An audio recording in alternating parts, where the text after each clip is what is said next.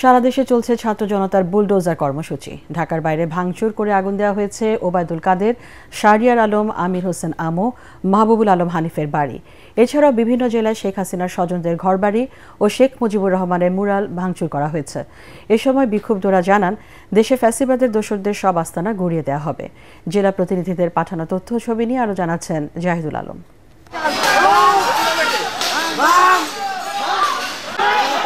নোয়াখালীর কোম্পানিগঞ্জে ওবায়দুল কাদেরের বাড়ি ভাঙচুর করেছে ছাত্র জনতা। দুপুর 12টা নাগাদ সাবেক এই মন্ত্রীর বাড়ির গেট ও দেয়াল ভেঙে ভেতরে ঢোকেন বিক্ষুব্ধরা। এ সময় আসবাবপত্র নিচে ফেলে দিয়ে আগুন দেয়া হয়। পরে ওবায়দুল কাদেরের ছোট ভাই শাহাদাত হোসেনের বাড়িতেও ভাঙচুর চালানো হয়।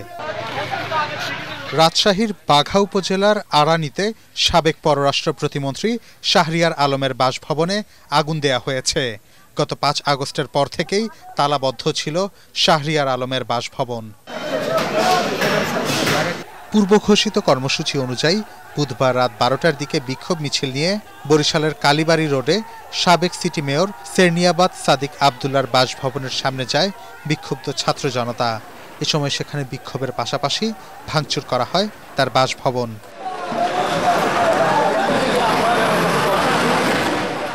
পরে রাত 2টার দিকে ঝালকাঠি 2 আসনের সাবেক সংসদ সদস্য ও আওয়ামী লীগের উপদেষ্টা মণ্ডলীর সদস্য আমির হোসেন আমুর বরিশালের বাসভবন ঘিরে ফেলে আন্দোলনকারীরা। পরে বুলডোজার দিয়ে ভাঙা হয় বাড়ির একাংশ। দুপুরের দিকে ঝালকাঠিতে আমির হোসেন আমুর নামে প্রতিষ্ঠিত সকল প্রতিষ্ঠানে ভাঙচুর চালায় ও ফ্যাসিবাদ বিরোধী স্লোগান দেয় বিক্ষুব্ধ ছাত্র জনতা। কুষ্টিয়া 3 আসনের সাবেক এমপি ও আওয়ামী লীগের যুগ্ম সাধারণ সম্পাদক মাহবুবুল আলম হানিফের বাড়িতে ভাঙচুর করে বিপ্লবী ছাত্র জনতা। খুলনায় শেখ হাসিনার চাচা শেখ আবু নাসেরের বাড়ি বুলডোজার দিয়ে গুঁড়িয়ে দেয়া হয়েছে। নগরের ময়লাপোতা এলাকার বৈষম্য বিরোধী ছাত্র আন্দোলনের নেতাকর্মীরা ওই বাড়িটিতে ভাঙচুর চালায়। আওয়ামী লীগের উপদেষ্টা মণ্ডলীর সদস্য ও ভোলা 1 আসনের সাবেক সংসদ সদস্য তোফায়েল আহমেদের বাসভবনেও আগুন দেয়া হয়েছে। বুলডোজার কর্মসূচির অংশ হিসেবে চট্টগ্রামের জামাল খান সহ বিভিন্ন স্থানে মশাল মিছিল করেছে বিক্ষুব্ধ ছাত্র জনতা। এছাড়া যশোর, কুমিল্লা, নাটোর, সিলেট, রাজশাহী, রংপুর, মেহেরপুর সহ দেশের বিভিন্ন জেলায় ভাঙচুর করেছে বিক্ষুব্ধ ছাত্র জনতা। এ সময় তারা বলেন, ফ্যাসিবাদের দোসরদের সকল আস্তানা ভেঙে দেয়া হবে। দিল্লিতে শেখ হাসিনা উস্কানিমূলক বক্তব্য দেয়ায় ভারতের কাছে প্রতিবাদপত্র পাঠিয়েছে বাংলাদেশ। ঢাকায় দেশটির ভারপ্রাপ্ত হাইকমিশনারকে ডেকে প্রতিবাদপত্র দেওয়ার কথা জানান পররাষ্ট্র উপদেষ্টা তৌহিদ হোসেন। অন্যদিকে শেখ হাসিনার উস্কানিমূলক বক্তব্যে ক্ষোভের বহিঃপ্রকাশই ধানমন্ডির 32 নম্বর বাড়ি ভাঙচুরের ঘটনা ঘটেছে বলে মনে করে অন্তর্বর্তী সরকার। এক বিবৃতিতে এই ঘটনা অনভিপ্রেত ও অনাকাঙ্ক্ষিত বলেও জানায় সরকার। বিস্তারিত জানাচ্ছেন একরামুল হক সাইম। ধানমন্ডির 32 নম্বর বাড়ি ভাঙচুরের ঘটনায় আনুষ্ঠানিক বিবৃতি দিয়েছে অন্তর্বর্তী সরকার। এই ঘটনাকে অনভিপ্রেত ও অনাকাঙ্ক্ষিত জানিয়ে প্রধান উপদেষ্টার প্রেস উইং থেকে পাঠানো বিবৃতিতে বলা হয়, পলাতক অবস্থায় ভারতে বসে জুলাই অভ্যুত্থানের বিরুদ্ধে শেখ হাসিনা উস্কানিমূলক বক্তব্যের কারণে জনমনে যে ক্রোধের সৃষ্টি হয়েছে ওই ঘটনা তারই বহিঃপ্রকাশ। শেখ হাসিনার বক্তব্য দুইভাবে জনগণের মধ্যে অবজ্ঞা ও অশ্রদ্ধা সৃষ্টি করেছে জানিয়ে বিবৃতিতে বলা হয়, জুলাই গণ অভ্যুত্থানে যারা আত্মদান করেছে তাদের মৃত্যু নিয়ে শেখ হাসিনা অবান্তর, আজগবি ও বিদ্বেষমূলক বক্তব্য দিয়েছেন। অন্যদিকে অমানবিক প্রক্রিয়ায় ক্ষমতাসীন হয়ে তিনি যে সুরে কথা বলতেন, গণ অভ্যুত্থানের মুখে পালিয়ে যাবার পরও তিনি একই হুমকি ধামকির মাধ্যমে দেশে অস্থিতিশীলতা সৃষ্টির অপতৎপরতা চালিয়ে যাচ্ছেন বলে জানানো হয়। মানবতা বিরোধী অপরাধে একজন ওয়ারেন্টভুক্ত আসামি শেখ হাসিনা তার বক্তব্য দেয়া থেকে বিরত থাকলে এমন ঘটনার পুনরাবৃত্তি এড়ানো সম্ভব বলেও বিবৃতিতে উল্লেখ করা হয়। এদিকে ছাত্র জনতার অভ্যুত্থানে ক্ষমতাচ্যুত হয়ে ভারতে পালানো শেখ হাসিনা সামাজিক যোগাযোগ মাধ্যমে অডিও ভাষণ দেয়ায় ঢাকায় দেশটির ভারপ্রাপ্ত হাই কমিশনারকে ডেকে প্রতিবাদপত্র দিয়েছে পররাষ্ট্র মন্ত্রণালয়। দিল্লিতে বসে সামাজিক যোগাযোগ মাধ্যম সহ বিভিন্ন প্ল্যাটফর্ম ব্যবহার করে বাংলাদেশে অস্থিতিশীলতা সৃষ্টির লক্ষ্যে সাবেক প্রধানমন্ত্রী শেখ হাসিনা ক্রমাগত মিথ্যা বানোয়াট মন্তব্য ও বিবৃতি দিচ্ছে বলে অভিযোগ করে ঢাকা। ভারতে থেকে যেসব বক্তৃতা বিবৃতি দিচ্ছেন সেটাকে ছাত্র জনতা ভালোভাবে নেয়নি এবং তিনি অবিরাম যেহেতু প্রভোগ করতে থেকেছেন তারই ফলশ্রুতিতে এই ঘটনাটা ঘটছে বলে আমাদের বিশ্বাস এবং যদি তিনি এই ধরনের ঘটনা থেকে বিরত থাকতেন তাহলে এরকম ঘটনা হয়তো ঘটতো না। তার সাম্প্রতিক বক্তব্যগুলি ছিল অত্যন্ত বেশি আক্রমণাত্মক, যে কারণে হয়তো এই ইয়াং জেনারেশনের সেন্টিমেন্টেশন শক্ত খুব বেশিভাবে লেগেছে। আমরা ভারতকে আমরা তো অনুরোধ করে যাচ্ছি যে তাকে যেন এই ধরনের বক্তব্য দেওয়া থেকে যেন তাকে বিরত রাখার চেষ্টা করা হয়। আমরা দেখব যে কি ঘটে এবং কতটুকু তারা পদক্ষেপ নেয়, সেই অনুযায়ী আমাদেরকে পরবর্তী পদক্ষেপ নিতে হবে। সাপ্তাহিক ব্রিফিংয়ে পররাষ্ট্র উপদেষ্টা এম তৌহিদ হোসেন বলেন, শেখ হাসিনা ইস্যুতে ভারত সরকারকে অবিলম্বে পারস্পরিক শ্রদ্ধা ও বোঝাপড়ার মাধ্যমে যথাযথ ব্যবস্থা নেওয়ার অনুরোধ করা হয়েছে। ভারতের সাথে সম্পর্কের ক্ষেত্রে অস্বস্তি তো একটা সৃষ্টি হয়েছিল, এটা তো অস্বীকার করে কোনো লাভ নেই।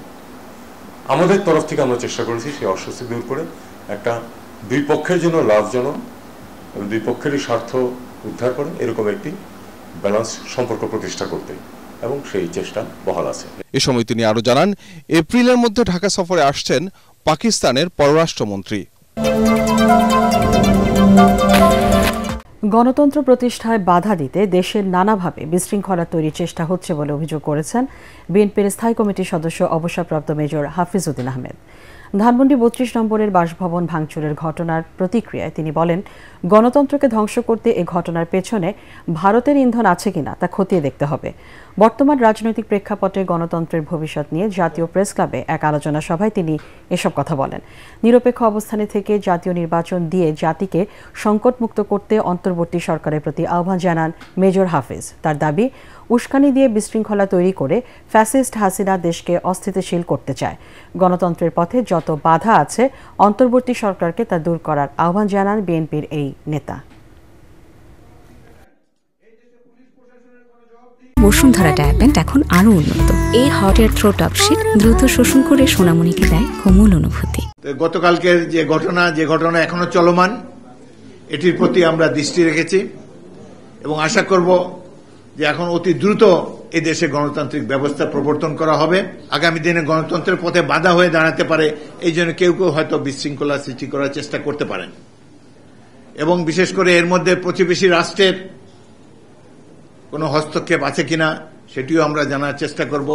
এই মুহূর্তে সবচাইতে প্রয়োজন জাতীয় ঐক্য, বিশেষ করে যেখানে পতিত স্বৈরাচার শেখ হাসিনা ভারতে বসে এই দেশকে আনস্টেবল সিচুয়েশনে নেওয়ার জন্য, এই দেশকে ধ্বংস করতে যেটুকু তিনি বাকি রেখেছেন সেটি পূর্ণ করার জন্য নতুনভাবে এই ফ্যাসিস্ট দলকে নিয়ে তিনি মাঠে নামতে চান। প্রধান উপদেষ্টার সাথে রোববার বৈঠকের আশ্বাসে ৭ ঘণ্টা পর রাজধানী শাহবাগ মোড়ের অবরোধ প্রত্যাহার করেছেন শহীদ পরিবারের সদস্যরা। বেলা 11:15 থেকে শাহবাগ মোড় অবরোধ করে আন্দোলনকারীরা। সন্ধ্যা 6:30টায় বৈষম্য বিরোধী ছাত্র আন্দোলনের অন্যতম সমন্বয়ক সার্জিস আলম অবরোধ প্রত্যাহারের কথা জানান। তিনি বলেন, শহীদদের স্বীকৃতি ও খুনিদের বিচারে সরকারের দৃশ্যমান অগ্রগতি নেই। এই অবস্থায় আন্দোলনের যৌক্তিকতা রয়েছে, তবে সড়ক বন্ধ করে ভোগান্তি সৃষ্টি না করে রোববার প্রধান উপদেষ্টার সাথে বৈঠকের আহ্বান জানান সার্জিস আলম। শহীদ পরিবারদেরকে সাথে নিয়ে আমরা আমাদের যারা ছাত্র প্রতিনিধি সরকারে রয়েছে আমরা তাদের সাথে কথা বলেছি। আমরা তাদেরকে জানিয়েছি তারা আজকে আমাদের সাথে এ বিষয়ে আমাদের শহীদ পরিবার একটি প্রতিনিধি দলের সাথে কথা বলবেন। এরপরে আগামীকালকে যারা এই অভ্যুত্থানের সামনের সারিতে নেতৃত্ব দিয়ে এই অভ্যুত্থানের লড়াইয়ে ছিল তাদের একটি টিমের সাথে আমাদের শহীদ পরিবার একটি টিম আগামীকালকে কথা বলবেন। রবিবার দিন মাননীয় প্রধান উপদেষ্টার সাথে আমাদের শহীদ পরিবারের প্রতিনিধি দল দেখা করবে। এই শর্তে আমরা আজকের ব্লকেট কর্মসূচি প্রত্যাহার করলাম। জুলাই গণহত্যার বিচার ও সরকারি স্বীকৃতির দাবিতে দিনভর রাজধানীর শাহবাগ মোড় অবরোধ করে বিক্ষোভ করে জুলাই অভ্যুত্থানে শহীদ পরিবারের সদস্যরা। গণহত্যার বিচারের কোনো অগ্রগতি না হওয়ায় ক্ষোভ আর হতাশা প্রকাশ করেন তারা। দাবি পূরণের সুস্পষ্ট আশ্বাস না পাওয়া পর্যন্ত আন্দোলন চালিয়ে যাবার ঘোষণাও দেন জুলাই বিপ্লবের শহীদ পরিবারের স্বজনরা। বিস্তারিত জানাচ্ছেন রাসনা দাস। স্বৈরাচারের পতনের দাবিতে যে রাজপথে প্রাণ দিয়েছিল ছাত্র জনতা, এবার সেই রাজপথেই শহীদ পরিবারের স্বজনরা। খুনিদের পতন হলেও এখনো বিচার না হওয়ায় শোক আর ক্ষোভে ফুঁসছেন কারো ভাই বোন কিংবা বাবা মা। জুলাই আগস্টের গণঅভ্যুত্থানে সংগঠিত সব হত্যাকাণ্ডে জড়িতদের দ্রুত গ্রেফতার ও বিচারের দাবিতে বৃহস্পতিবার রাজধানীর শাহবাগে সড়ক অবরোধ করেন শহীদ এবং আহতদের পরিবারের সদস্যরা। রড, বাঁশ, রশি ও মানব ঢাল বানিয়ে ক্ষোভ ও বিক্ষোভ প্রকাশ করেন তারা। আমি এটুকুই দাবি চাই, আমার ছেলের কবর দাবি চাই, আমার জনগণের খোঁজ চাই, কবর চাই। আমার নাতি যখন আমাকে প্রশ্ন করে, দাদি মা আমার বাবা কোথায়, আমি এই বাবাকে কি জবাব দেব? রাজধানীর গুরুত্বপূর্ণ এই সড়ক অবরোধে কার্যত থমকে যায় শাহবাগ সংলগ্ন প্রতিটি সড়কের গাড়ির চাকা। ভোগান্তিতে পড়ে সাধারণ জনগণ ও অফিসগামীরা। তবে অসুস্থ রোগীদের জন্য ছাড় পায় অ্যাম্বুলেন্স ও রোগী বহনকারী গাড়িগুলো। অনেক সমস্যা হয়েছে, রুগী নিয়ে আসছে, এখন বিপদে পড়ছি, রিক্সা ভ্যান গাড়ি কিছুই পাচ্ছি না। অনেক অসুস্থ, আসতে পারতেছে না। এই যে একটা মহিলারে আমি আগিয়ে দিলাম, পার হইতে পারলো না। এবার সমস্যা সাধারণ জনগণের যে সমস্যা হয় এটা তো সরকার বুঝে না, পাবলিকও বুঝে না। পুরো সমস্যা, কোনো গাড়ি পাচ্ছি না, হাইটে আসতে হচ্ছে। জুলাই আন্দোলনে শহীদদের স্বজনদের অভিযোগ, অন্তর্বর্তী সরকার বিচারের নামে টালবাহানা করছে। সরকারের 6 মাস পূর্ণ হলেও গণহত্যার বিচারের কোনো অগ্রগতি নেই বলে ক্ষোভ জানান তারা। বসে থাকতে পারতো, তার সন্তানের হত্যাকারী বিচার না করে, নাকি আমাদের টাকা নাই দিতে আমাদের মূল্য নাই? আমরা আমাদের ভাইদের কবর শনাক্ত করতে চাই। আমার ভাইদেরকে দাফন করা হয়েছে 114টা কবর, সবার সন্ধান পাইতে চাই। আমরা ডক্টর ইউনূসের কাছে বিচার চাই, সরকার আমাকে শহীদ পরিবারের পাশে দাঁড়াক, আমরা সেইটা চাই। তাদের মতে ছাত্র জনতার খুনিরা এখনো প্রকাশ্যে ঘুরে বেড়াচ্ছেন, যা শহীদদের জন্য চরম অপমান। দাবি আদায় না হওয়া পর্যন্ত রাজপথ না ছাড়ার ঘোষণাও দেন আন্দোলনকারীরা।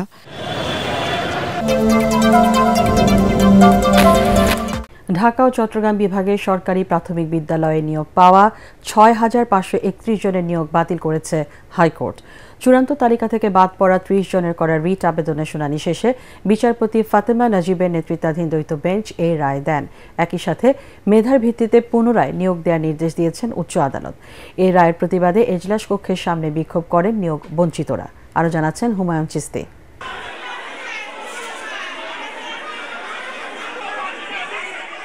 সরকারি প্রাথমিক বিদ্যালয়ের নিয়োগ পরীক্ষায় উত্তীর্ণ ৬,৫৩১ জন শিক্ষকের নিয়োগ বাতিলের রায় ঘোষণার পর এজলাসের বাইরে বিক্ষোভ করেন বঞ্চিতরা। এ সময় বিচারককে উদ্দেশ্য করে নানা রকম স্লোগান, আদালতের দরজায় ধাক্কাধাক্কি সহ আইনজীবীদের সাথে বাকবিতণ্ডায় জড়িয়ে পড়েন তারা। এই সরকার আমলে বিশেষ কোটায় নিয়োগ হয়েছে, এই সরকার আমলে রেল কোটায় নিয়োগ হয়েছে, এগুলি নিয়ে তো কোনো সমস্যা তৈরি হয় নাই। রাষ্ট্র কেন আমাদের নিয়ে ছিনিমিনি খেলছে, এই উত্তর আমরা চাই। শিক্ষা উপদেষ্টা আমাদের আশ্বাস দিয়েছে আমাদের ৬,৫৩১ জনকে নিয়োগ বহাল থাকবে, সেখানে কেন আমাদের এই রায় দেওয়া হলো? তাহলে সত্যিই কি বিচারকরা বিক্রি হয়ে গেছে? ঢাকা ও চট্টগ্রাম বিভাগের সরকারি প্রাথমিক বিদ্যালয়ের সহকারী শিক্ষক পদের চূড়ান্ত তালিকা থেকে বাদ পড়া ৩০ জনের রিট আবেদনে নিয়োগের ক্ষেত্রে কোটা অনুসরণের অভিযোগ আনা হয়। এ বিষয়ে জারি করা রুলের চূড়ান্ত শুনানি শেষে উত্তীর্ণ ৬,৫৩১ জন প্রার্থীকে নিয়োগপত্র দেওয়ার সরকারি সিদ্ধান্ত বাতিল করে রায় দেন হাইকোর্ট। যে রেজাল্ট সেটা বাতিল হবে এবং নতুন করে অথরিটিকে মেধার ভিত্তিতে অর্থাৎ অ্যাপিলেট ডিভিশনের রায় এবং সরকারের পরিপত্র দুটো ফলো করে নতুনভাবে রেজাল্ট পাবলিকেশনের নির্দেশনা দিয়েছে।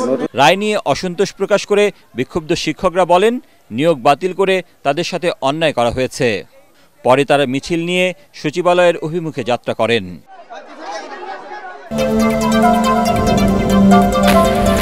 সাবেক প্রধানমন্ত্রী শেখ হাসিনা ৩টি বিদেশি বিশ্ববিদ্যালয় থেকে ভুয়া ডক্টরেট ডিগ্রি নিয়েছেন এমন অভিযোগের অনুসন্ধান শুরু করেছে দুদক।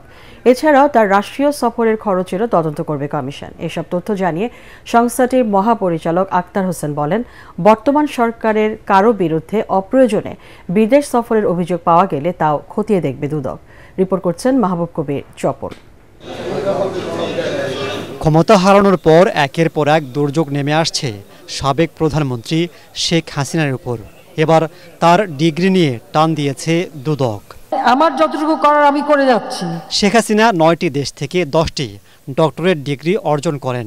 এর মধ্যে বিশ্বভারতী বিশ্ববিদ্যালয়, ত্রিপুরা বিশ্ববিদ্যালয় ও বেলজিয়ামের ক্যাথলিক ইউনিভার্সিটি অব ব্রাসেলস থেকে নেওয়া 3টি ডক্টরেট ডিগ্রি ভুয়া বলে অভিযোগ উঠেছে, যার অনুসন্ধান শুরু করেছে দুদক।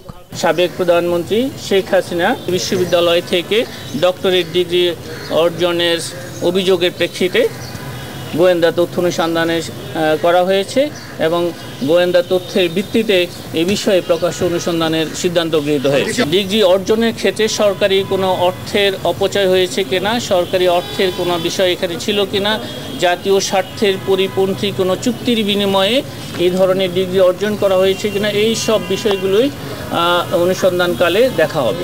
এছাড়াও শেখ হাসিনা প্রধানমন্ত্রী থাকার সময় বিদেশ সফরে কত টাকা খরচ করেছেন তারও অনুসন্ধান করছে দুদক। এমনকি বর্তমান সরকারের কেউ অপ্রয়োজনে বিদেশ গেলে তারও তদারকি করবে কমিশন। রাষ্ট্রীয় শত শত কোটি টাকা অপচয় করে সাবেক প্রধানমন্ত্রী শেখ হাসিনার বিদেশ ভ্রমণ। একজন রাষ্ট্রপ্রধান তিনি বিদেশ ট্যুর করতেই পারেন, সেটাকে আপনারা অপচয় মনে করছেন কেন? আসলে সেটা অভিযোগে যে বিষয়গুলো এসেছে সেখানে প্রয়োজনের অতিরিক্ত জনবল নিয়ে বিদেশ ভ্রমণ, যেখানে নীতিমালা বহির্ভূত কিছু রয়েছে কিনা এবং সেখানে সরকারি অর্থের অপচয় হয়েছে কিনা, এই বিষয়গুলো যাচাইয়ের জন্য প্রকাশ্য অনুসন্ধানের সিদ্ধান্ত গৃহীত হয়েছে। সরকারের কেউ কেউ বিদেশ যায়, এটাও কি আপনারা খতিয়ে দেখবেন? হ্যাঁ, যদি এই ধরনের অভিযোগ আমরা পেয়ে থাকি এবং অবশ্যই সেটা যাচাই করা হবে, সেটা প্রয়োজন ছিল কিনা সেই বিদেশ ভ্রমণের এবং সেটা নীতিমালা অনুযায়ী হয়েছে কিনা, সেই প্রত্যেকটা জিনিসই পুঙ্খানুপুঙ্খভাবে দেখা হবে। এদিকে প্রায় 900 কোটি টাকা ঋণ জালিয়াতির অভিযোগে দেশ টিভির এমডি আরিফ হাসান ও ন্যাশনাল ব্যাংকের 14 জনের বিরুদ্ধে মামলা করেছে দুদক। আরিফ হাসান, ব্যবস্থাপনা পরিচালক, দেশ টেলিভিশন লিমিটেড। মাহবুব।